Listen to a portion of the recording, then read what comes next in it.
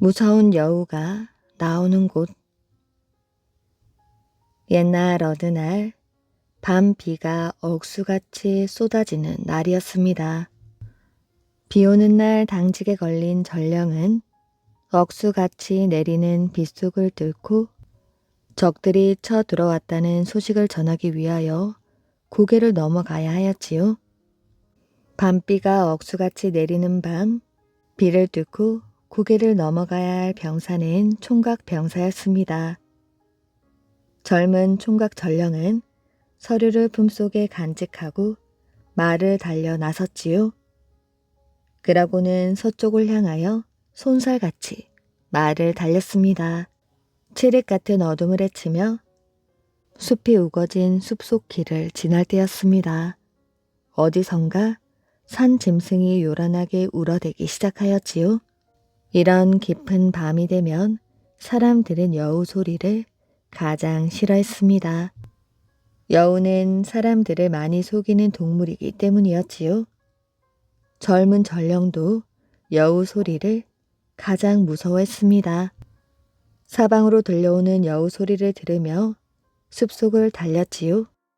바로 그 순간 희미한 불빛을 보았습니다.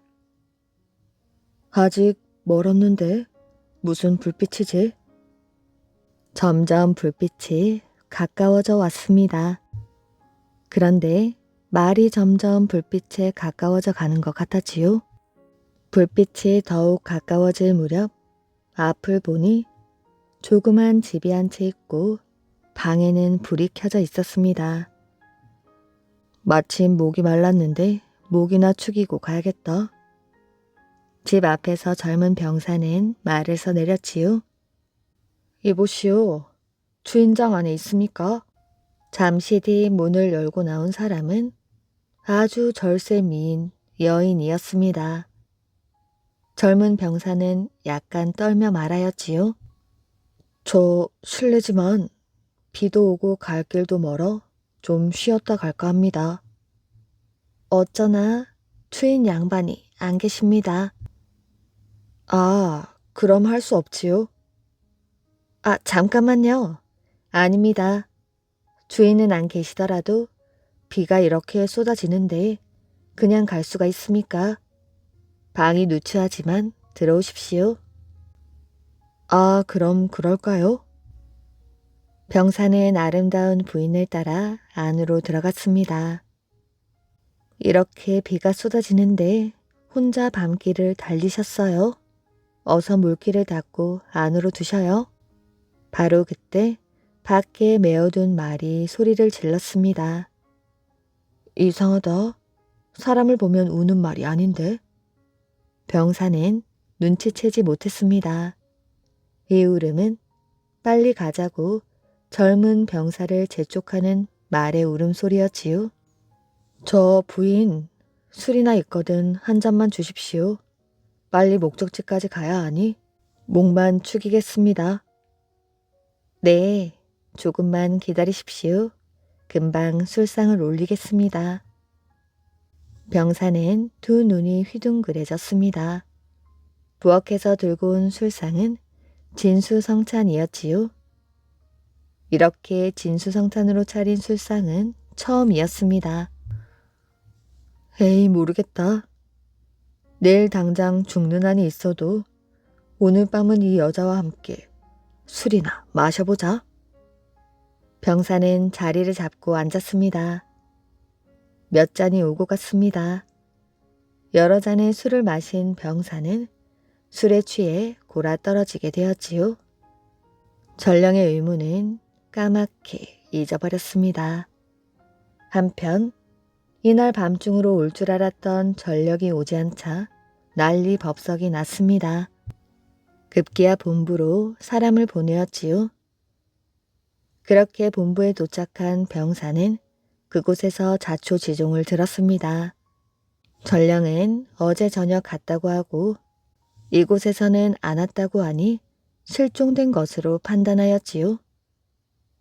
군대는 며칠 내내 숲속을 샅샅이 뒤지기 시작했습니다.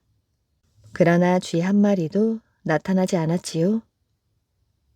그러다가 물다룬 위쪽 숲에서 이 병사의 시체와 말의 시체를 발견하게 되었습니다.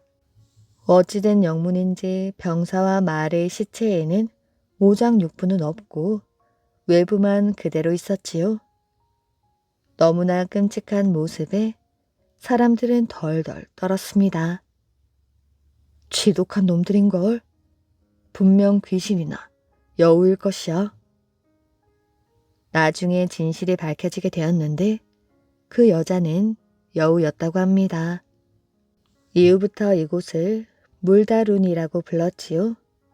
사람들은 그곳을 지날 때에는 눈을 감고 귀를 막고 입을 막고 불이 나게 도망을 쳤다고 합니다. 여우에게 들키지 않으려고 말이지요. 한 여인을 사랑한 두 친구의 비극.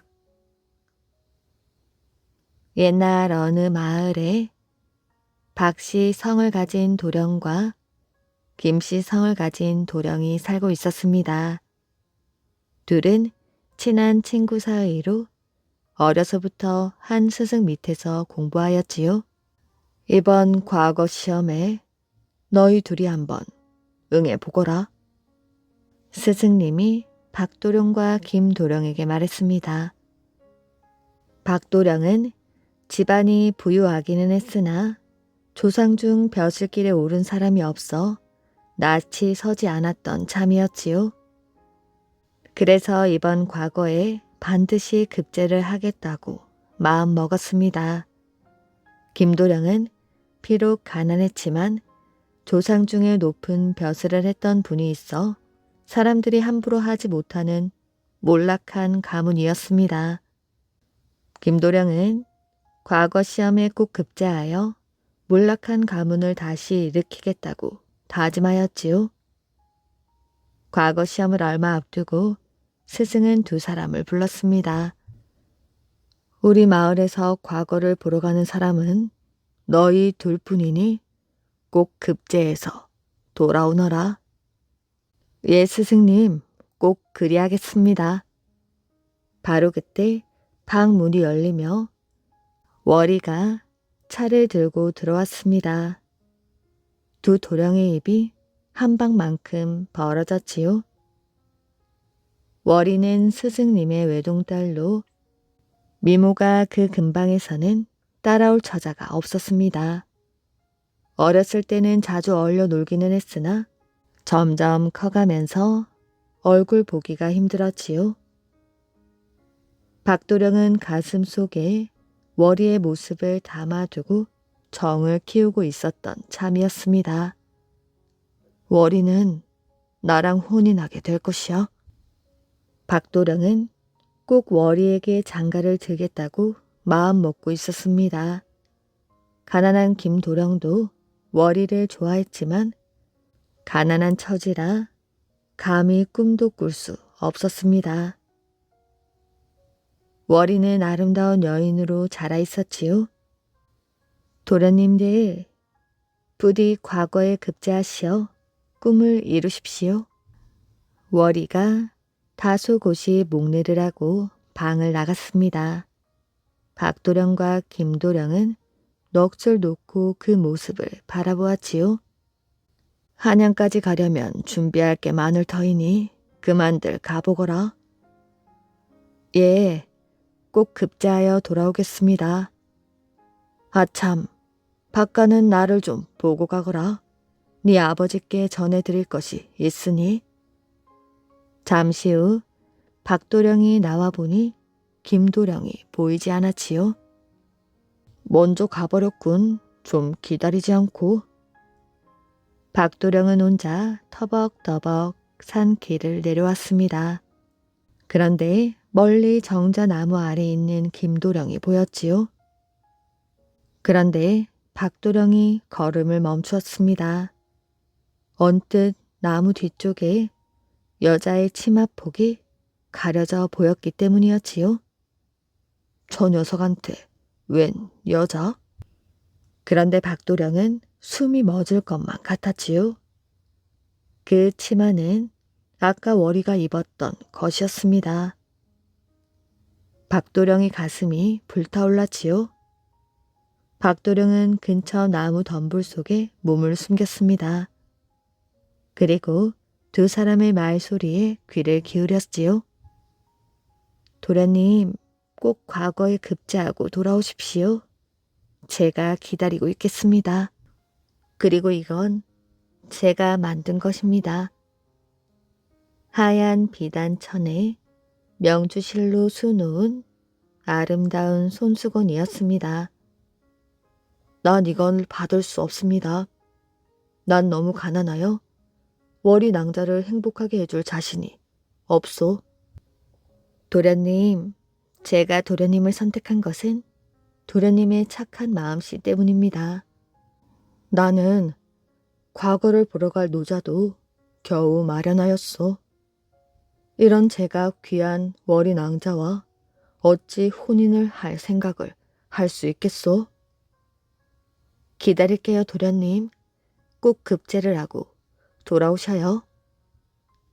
덤불 속에서 이 모든 광경을 지켜보던 박도령은 이를 갈았습니다. 월이 낭자가 자기처럼 부자인 남자를 선택하지 않고 가난하고 볼품없는 김도령을 선택한 것에 자존심이 무척 상하였지요. 어디 두고 보자. 그날 밤 잠을 이루지 못한 박도령은 묘안을 생각해냈습니다. 박도령은 하인을 시켜 김도령이 보낸 것처럼 월이 낭자에게 편지를 보내었지요. 월이 낭자, 곰곰이 생각해보니 내 생각이 짧았소. 오늘 밤 낭자를 만나 언약을 할까오. 어제 그곳으로 나와주시오. 김도령의 편지를 받은 월이는 가슴이 콩닥콩닥 뛰었습니다. 월이는 설레는 마음을 안고 밤이 되길 기다려 정자나무 아래로 갔습니다. 달빛 아래 서성이는 그림자가 보였지요. 도련님, 먼저 와 계셨군요. 월이가 가까이 가자 박도령이 와락 월이를 껴안았습니다. 월이 낭자, 나요, 나. 깜짝 놀란 월이가 소스라치며 박도령의 품에서 빠져나왔습니다. 도대체 이게 무슨 짓입니까? 월이는 주변을 둘러보았지만 아무도 보이지 않았습니다. 그 녀석은 안 올 것이오. 그 편지는 내가 보낸 것이오. 어제 이곳에서 둘이 만나는 것을 모두 보았소. 왜 하필 그 녀석이요? 나는 오래전부터 낭자를 좋아했소. 겁이 난 월이 낭자가 달아나려 하자 박도령이 또다시 월이를 끌어안았습니다. 이제 내 사람이 되었으니 나와 혼인해야지 별 수 없겠소. 그 뒤 월이는 정자나무 아래에 넋을 놓고 한참을 앉아 울었습니다. 그런데 다음 날 마을이 발칵 뒤집혔지요. 훈장의 딸이 정자나무 아래에서 스스로 목숨을 끊은 채 발견되었기 때문이었습니다. 소식을 들은 김도령은 자기의 잘못으로 월이 낭자가 죽었다고 생각하여 가슴이 찢어질 듯 아팠지요. 박도령은 뜨끔했지만 모른 척을 했습니다. 차라리 죽어버린 게 다행이지. 그리고 며칠 뒤 박도령은 과거를 보러 한양으로 올랐습니다. 과거에 급제하여 더 예쁜 아내를 얻으면 된다고 생각하였지요. 박도령은 하인이 끄는 말을 타고 길을 나섰습니다. 그런데 한양으로 가려면 반드시 뱀골제를 넘어야 하였지요. 고개에 막 들어섰을 때였습니다. 저게 뭐야? 갑자기 하인이 비명을 지르며 주랭랑을 쳤습니다. 박도령이 돌아보니 커다란 뱀이 또아리를 들고 도사리고 있는 게 아니겠어요? 뱀은 입을 쩍 하고 벌리고 혓바닥을 날름거리고 있었습니다.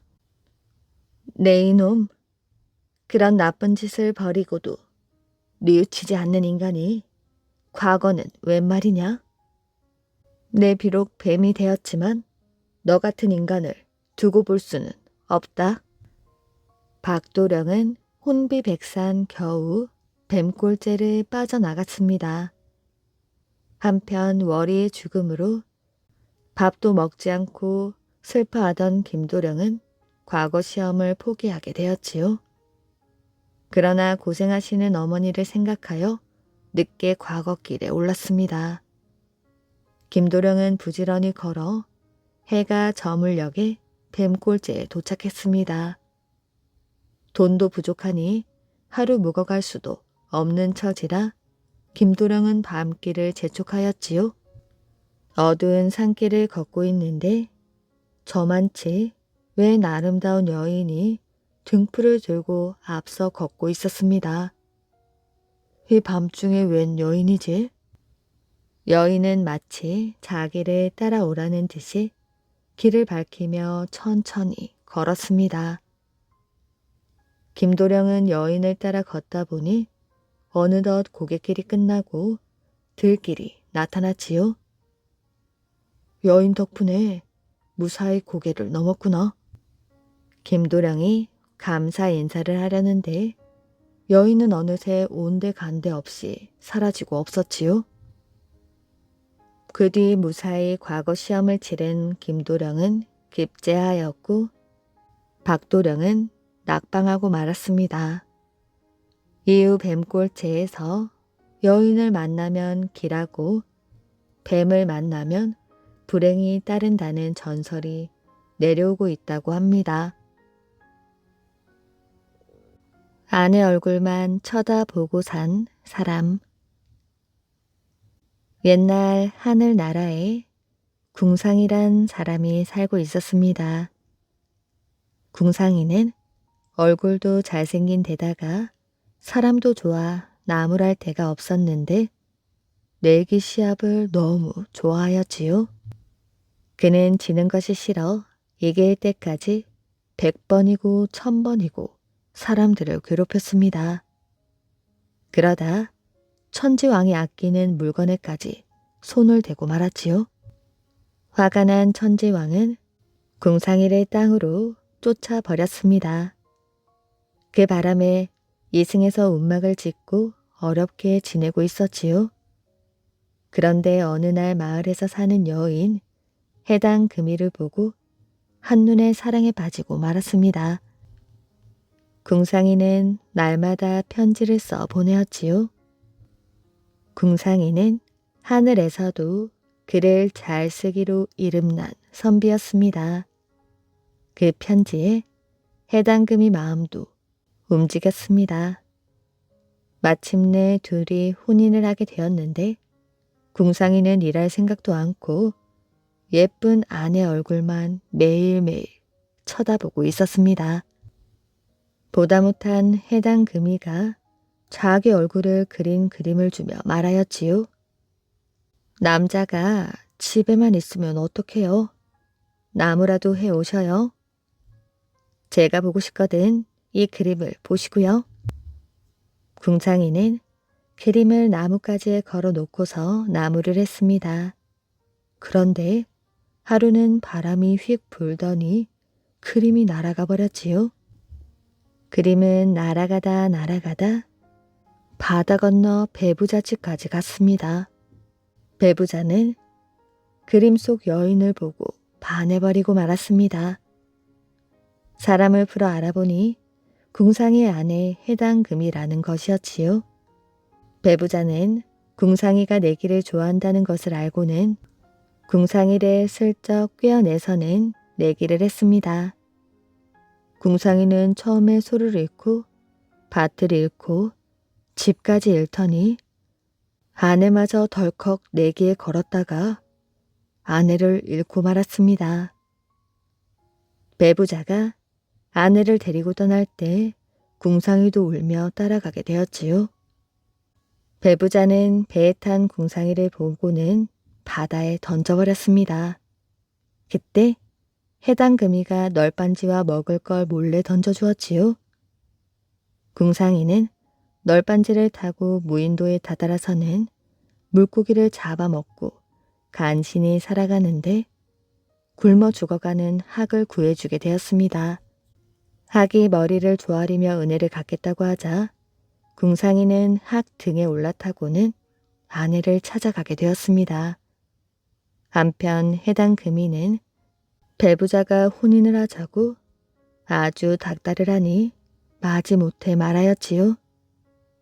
100일 동안 잔치를 벌여주면 식을 올리지요. 그렇게 음식이 차려지고 날마다 잔치를 벌이게 되었습니다. 당연히 이곳저곳에서 거지들이 몰려오게 되었지요.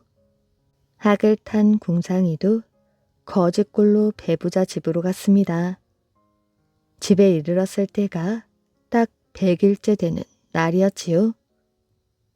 해당 금이는 마당 구석에서 음식을 먹는 궁상이를 보았습니다. 해당 금이는 그때까지 손으로 짚고 있던 구슬옷을 배부자에게 주며 말했습니다. 이 옷을 입고 깃을 세우면 당신 뜻에 따르지요. 그러고는 속으로 천지왕에게 빌었지요. 내 남편 궁상이는 비록 벌을 받는 몸이나 그곳 선비였습니다. 우리를 살리시려거든 저 구슬옷을 하늘로 멀리 띄워주십시오. 이 기도를 천지왕이 듣게 되었습니다. 배부자가 구슬옷을 입고 깃을 세우니 정말 하늘로 둥실둥실 올라가는 것이 아니겠어요? 지금도 배부자는 하늘을 맴맴 돌고만 있다고 합니다. 궁상이와 해당 금이는 그 뒤로 잘 살다 죽었는데 천지왕은 궁상이를 해신으로 해당 금이는 달신으로 삼았다고 합니다. 은혜를 보답하려 지은 절. 신라 제40대 왕 애장왕은 남 부러울 게 없는 왕이었습니다. 하지만 가지지 못한 것이 하나 있었습니다. 그것은 바로 대를 이을 아들이 없다는 것이었지요. 우리도 남들처럼 아들 하나 있었으면 얼마나 좋을까요? 그럼 얼마나 좋겠소. 하지만 마음대로 되지 않으니 어쩌겠소. 애장 왕과 왕비는 대를 이을 왕자가 없어 걱정하고 있었습니다. 왕비는 마치 자기 잘못인 것처럼 미안해하였고 애장왕은 그런 왕비를 위로하며 용기를 주었습니다. 너무 걱정 마시오. 좀 더 기다려봅시다. 그리고 얼마 지나지 않아 드디어 기다리고 기다리던 왕자를 낳게 되었습니다. 마마, 기뻐하십시오. 드디어 왕자님이 태어나셨습니다. 안절부절 못하며 기다리고 있던 애장왕에게 상궁이 달려나와 소식을 전해주었습니다. 왕과 대신들은 모두 기뻐 어쩔 줄을 몰랐지요.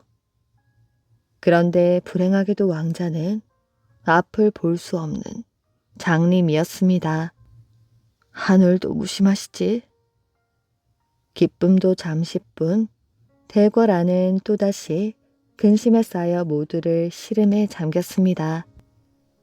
그러던 어느 날 애장왕의 꿈속에 어떤 스님이 나타나 말하였지요. 상감마마, 왕자님의 눈을 뜨게 할 좋은 약이 있사옵니다. 그게 무엇인고? 내일 아침 대궐뜰에 독수리 한 마리가 내려올 테니 그 독수리를 따라가십시오. 그럼 약수가 있을 것입니다. 그 약수를 떠다가 왕자님의 눈을 씻겨 보십시오. 그럼 눈을 뜨실 수 있을 것입니다. 꿈이 너무 생생하여 애장왕은 새벽녘에 잠에서 깨어나게 되었습니다. 애장왕은 새벽 내내 꿈 생각을 하고 있었지요. 아침이 되자 예장왕은 대궐 뜰로 나가보았습니다. 그러자 정말 독수리 한 마리가 어디선가 날아오는 것이었지요. 예장왕은 즉시 군사들을 불렀습니다. 물통을 들고 저 독수리를 따라가거라. 약수가 있는 곳을 독수리가 알려줄 테니 그 약수를 길어오도록 하여라. 예장왕은 꿈속에서 스님이 알려준 대로 군사들에게 지시했습니다. 영문을 알 수 없는 군사들은 어리둥절하였지요. 그러나 왕의 명령인지라 아무 말 못하고 날아가는 독수리를 따라갔습니다. 독수리는 어느 숲속으로 날아들더니 땅에 내려앉아 쉬었지요. 그런데 그 옆을 보니 정말 약수가 솟아나고 있었습니다. 군사들은 얼른 약수를 물통에 길어 담고는 급히 대궐로 돌아왔습니다. 그리고 약수로 왕자의 눈을 씻겼더니 정말 눈이 뜨여 앞을 볼 수 있게 되었습니다. 예장왕은 꿈속에 본 스님의 은혜를 잊지 못하여 약수가 있던 곳에 절을 짓게 하였고 절 이름을 감흥사라 불렀습니다. 또 산 이름도 신령한 독수리가 나타난 곳이란 뜻에서 영치산이라 부르게 되었다고 합니다. 별이 된 삼형제.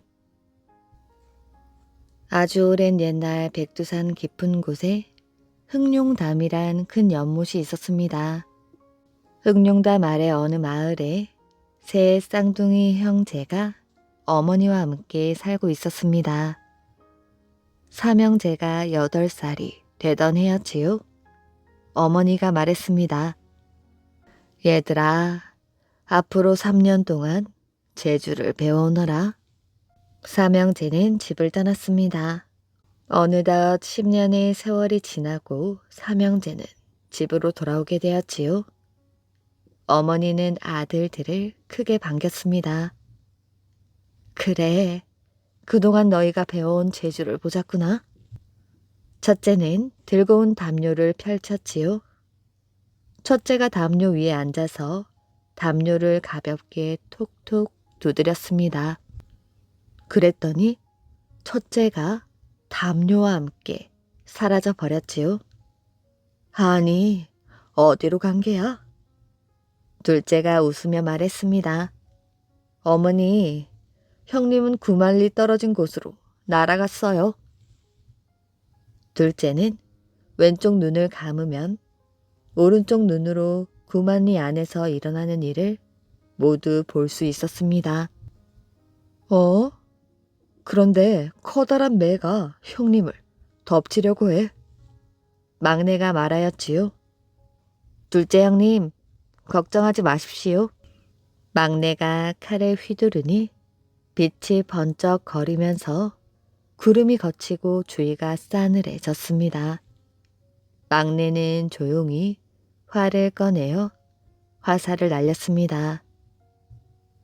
동생이 쏜 화살이 매의 심장을 뚫었어. 둘째가 말하였지요. 어머니는 새 아들의 재주를 칭찬하며 아주 기뻐했습니다. 삼형제는 어머니께 효도하고 화목하게 지내었지요. 그러던 어느 여름날이었습니다. 갑자기 세찬 바람이 불어왔습니다. 번개가 번쩍거리고 천둥이 쳤습니다. 큰 비가 내리기 시작하였지요. 하늘이 뒤집히고 땅이 꺼지는 듯 했습니다. 사람들은 생전 처음 보는 광경에 놀라 한 곳에 모였습니다. 한참 뒤에 비바람이 서서히 잠잠해지더니 밖이 조용해졌습니다. 사람들이 나와보니 하늘이 온통 깜깜하였지요. 어찌나 깜깜한지 손가락도 보이지 않을 정도였습니다. 하늘에 있어야 할 해가 어디론가 사라져버린 것이었지요. 하늘에 있는 불개가 해를 삼켰나 봐. 해가 뜨거우니 곧 토해내겠지. 하지만 며칠이 지나도 해는 나오지 않았습니다.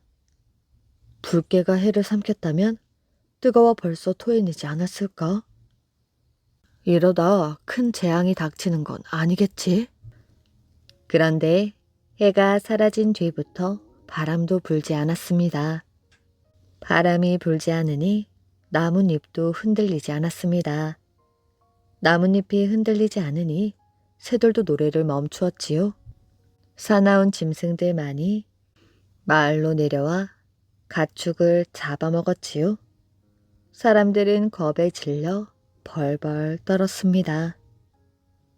일이 이렇게 되자 삼형제의 어머니는 아들들을 불렀지요. 너희들이 나가 해를 찾거라.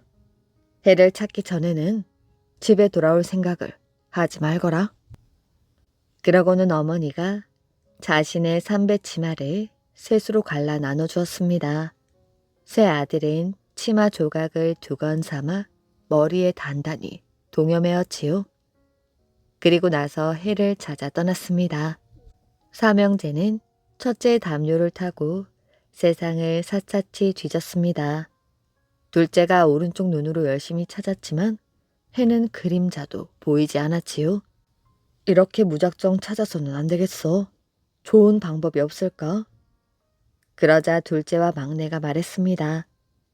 형님, 우리 각자 스승님을 모셔오면 어떨까요? 스승님께 도움을 청해 보아요. 그래, 그게 좋겠구나. 그리하여 삼형제는 각자의 스승을 모셔왔습니다. 세 스승과 세 제자가 함께 해를 찾아다닌 것이었지요. 하지만 해는 어디에도 없었습니다.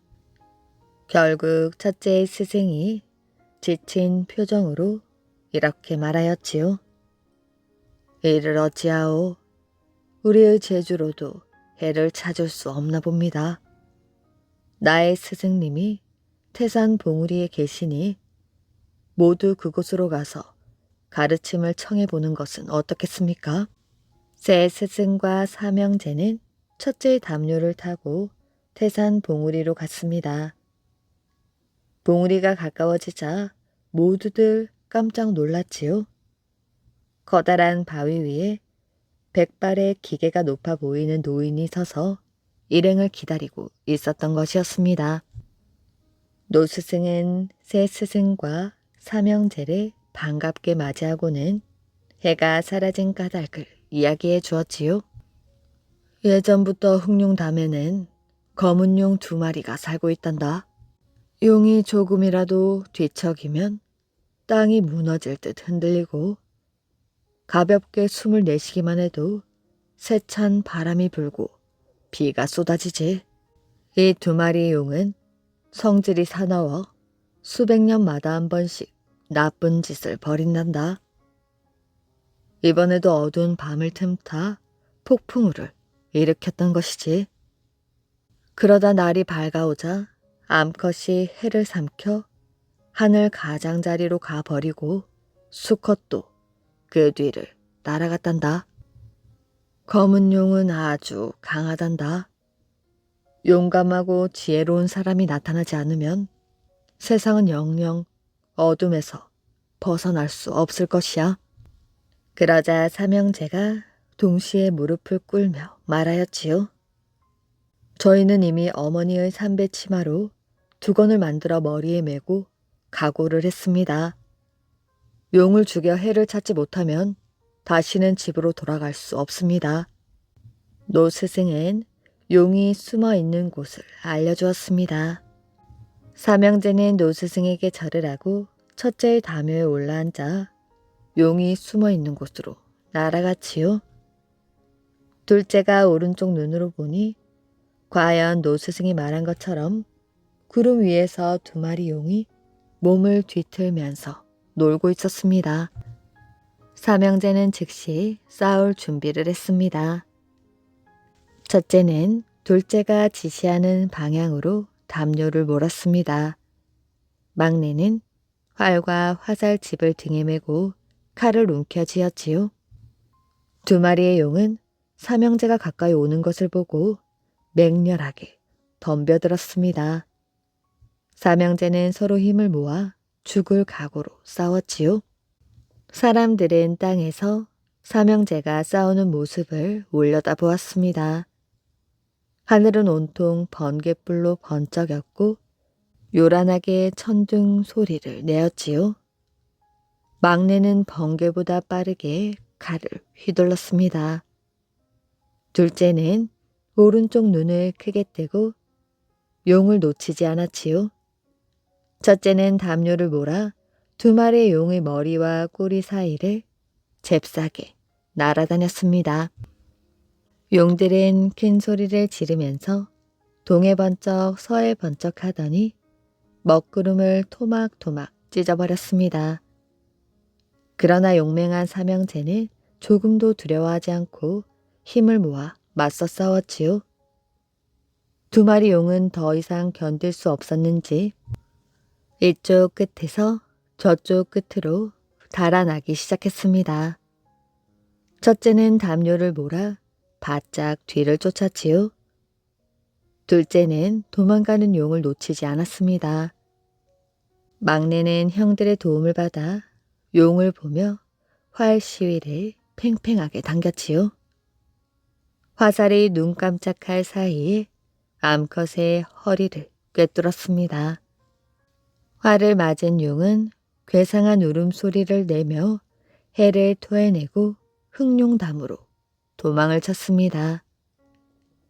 그러자 하늘에 해가 나타나고 세상이 다시 밝아지게 되었지요.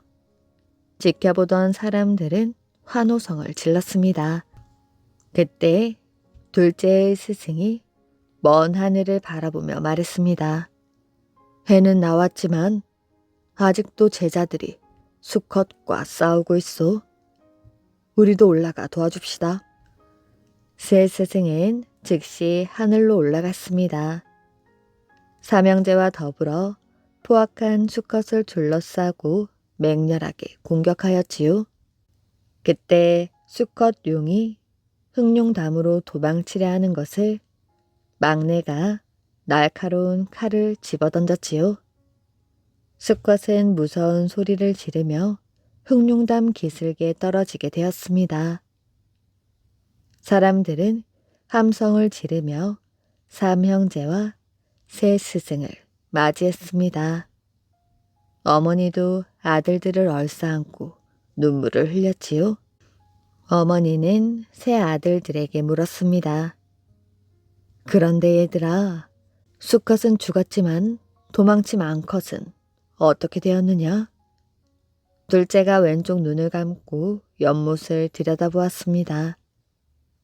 암컷이 연못 안을 기어다니고 있어요. 아직 죽지 않았습니다.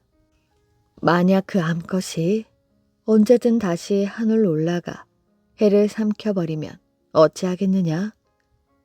삼형제는 대답하지 못했습니다.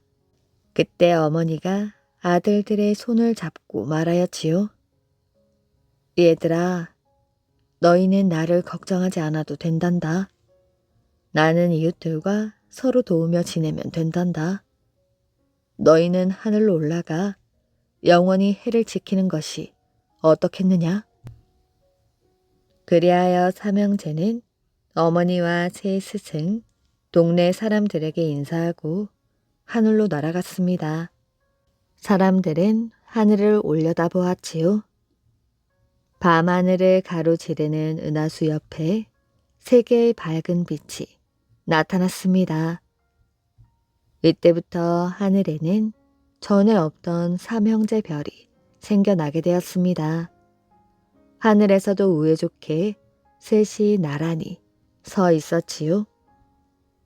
사람들은 그 삼형제의 별을 삼태성이라 부른다고 합니다. 도깨비 굴에 만든 무덤.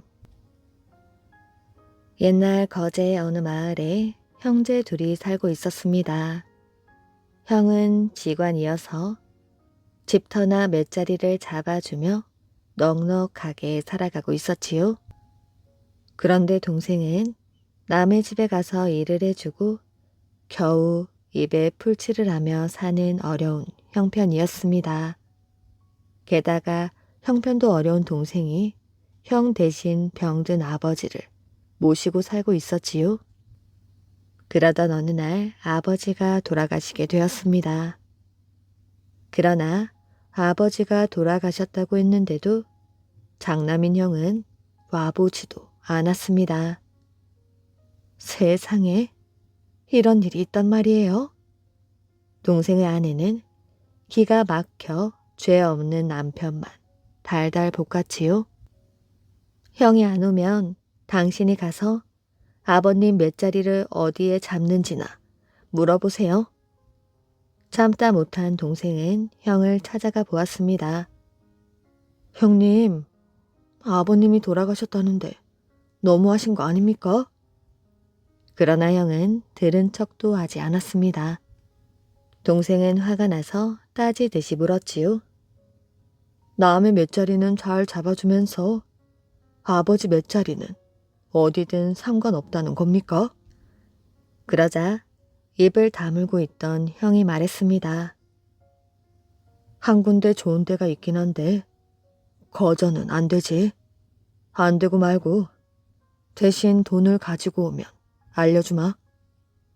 동생은 너무도 어처구니가 없어서 형에게 마구 대들었습니다. 정말 너무하십니다. 얼마나 주면 몇 자리를 잡아주겠습니까? 1,000냥은 있어야지. 동생이 분하여 이를 갈며 집으로 돌아왔습니다. 왜 그리 화가 났어요?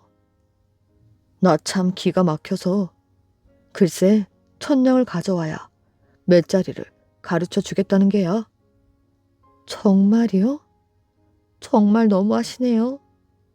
우리 형편에 돈 1,000냥이 어디 있다고. 동생 부부는 눈물만 흘리고 있었습니다. 결국 아내가 친정에서 구워온 돈을 가지고 동생은 형을 찾아가게 되었지요. 돈을 받은 형은 1,000냥을 괴짝 안에다 넣더니 몇 날 몇 시에 아버지 시신을 지고 어느 산으로 오라고 알려주었습니다. 동생은 우라가 치밀었지만 꾹 참고 아버지의 시신을 지고 산으로 올라갔습니다. 땀을 흘리며 산으로 올라갔더니 형은 이미 와 있었지요. 동생은 형이 가르쳐준 곳에 아버지를 장사 지냈습니다. 잠시 후 형이 동생에게 말하였지요. 나는 그만 내려가 볼 테니 넌 아버지 무덤을 밤새도록 잘 지키고 있거라. 형이 내려가고 나자 동생은 서러워 땅을 치며 울었습니다. 밤이 되자 깊은 산속에 홀로 남은 동생은 무서워 오들오들 떨었지요. 그런데 갑자기 도깨비들이 왁자지껄 떠들며 올라오는 것이 아니겠어요? 홀로 남은 동생은 무서웠지만 가만히 엎드려 도깨비들이 떠드는 소리를 들었습니다. 어느 놈이 감히 우리 땅에다 묘를 썼지? 그냥 두지 않겠어. 가서 확 파버려. 흥분한 도깨비들이 소리를 지르자 어떤 도깨비가 말렸습니다. 얘들아, 내 말 좀 들어봐. 여기 묘를 쓴 사람은 오막살이에서 어렵게 사는데도 자기 아버지 묘를 쓰려고 돈을 1,000냥이나 빚을 내었대. 그러니 그 효성을 봐서라도 우리가 조금 참자. 듣고 보니 그렇네. 작은 아들의 효성에 도깨비들도 감동한 것이었습니다. 다음날 아침 동생이 산에서 내려오자 형이 문 밖에서 기다리고 있었지요. 동생은 영문도 모른 채 형을 따라가 보았습니다. 아우야, 고생이 많았지? 형은 돈이 든 괴짝을 가져오더니 동생에게 돈 1,000냥을 돌려주며 자기가 못되게 대했던 이유를 설명해 주었습니다. 미안하구나. 아버지 묘를 쓸 명당 자리를 찾아보았는데 글쎄 도깨비 굴밖에 없더구나. 도깨비 굴에 그냥 묘를 썼다가는 도깨비들이 다 파헤쳐버리고 그냥 두지 않을 것 같아서 그만. 그럼 도깨비들 눈에 가난한 제가 효성이 지극한 사람으로 보이게 한 것이었군요. 형님의 깊은 뜻도 모르고 저는 형님을 원망했습니다. 죄송합니다. 동생은 그제야 형의 깊은 뜻을 알게 되었습니다. 그 후로 두 형제는 사이좋게 잘 지냈다고 합니다. 굴에서 사는 처녀. 옛날 산방 굴사에서 삼방덕이란 처녀가 태어나게 되었습니다. 삼방덕은 삼방산이 낳은 굴의 여신이었는데 사람의 모습으로 태어나게 된 것이었지요. 삼방덕은 미모가 남달리 빼어나서 수많은 총각들이 삼방덕을 마음속으로 사랑하고 있었습니다. 삼방덕은 정말 선녀 같아. 맞아, 저리 아름다운 처녀는 이제껏 본 적이 없다고. 이미 혼인을 하여 가정이 있는 남자들도 삼방덕의 아름다운 모습에 반하여 모이기만 하면 삼방덕의 이야기만 했습니다. 그런데 이 삼방덕은 고승이라는 총각을 사랑하고 있었지요. 고승을 보는 순간 한눈에 반해버린 것이었습니다. 고승 역시 삼방덕을 깊이 사랑하고 있었지요. 삼방덕과 고승은 마침내 혼인하여 행복하게 나날을 보내고 있었습니다. 비록 가난했지만 이 세상에 부러울 것이 없었지요. 삼방덕은 남편을 따라 들에 나가기도 하고 산에 나무를 하러 가기도 했습니다. 일이 아무리 힘들어도 두 사람은 서로 믿고 의지하며 살고 있었지요. 그런데 불행하게도 삼방덕이 혼인을 하고 난 뒤에도 주위를 맴돌며 삼방덕을 빼앗을 궁리를 하는 남자들이 많았습니다. 그러나 그녀는 다른 남자에게는 눈길 한번 주지 않았지요. 그러던 어느 날 당시 주간이라는 벼슬에 있던 사람이 삼방덕의 미모에 눈이 먼 나머지 고승을 찾아와 아내를 자기에게 줄 것을 강요했습니다. 네 아내만 내게 주면 평생 먹고 살게 해주겠네. 하지만 내 말을 듣지 않으면 후회하게 될 것이야. 고승은 몹시 괴로워했습니다. 그러던 어느 날 주간은 자기의 신분을 이용하여 삼방덕의 남편인 고승에게 억울한 누명을 씌우게 되었지요. 고승이 사람을 죽였다. 저런 놈은 동네에서 쫓아내야 된다고. 죄를 만들어 고승을 머나먼 곳으로 귀양 보내버리고 말았습니다. 그의 재산도 모두 빼앗아 버렸지요. 아무리 억울하다고 호소를 하여도 아무도 고승의 말에 귀를 기울이지 않았습니다.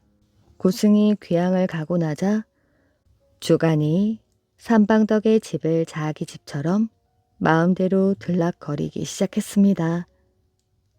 당신 남편은 이제 영영 돌아오지 않을 것이오. 대신 내가 평생 호강시켜 주겠소. 그러나 삼방덕은 끄떡도 하지 않았습니다.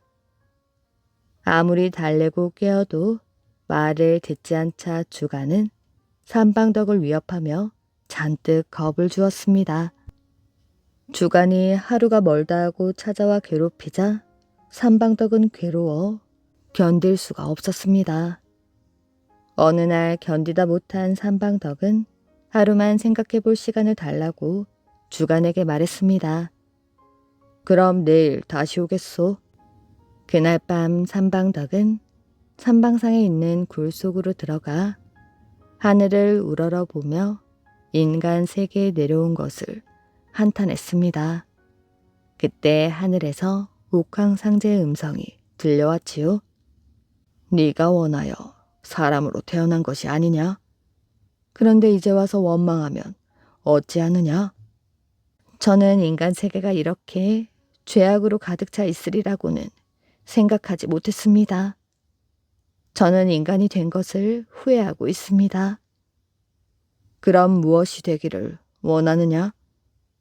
차라리 바위가 되고 싶습니다.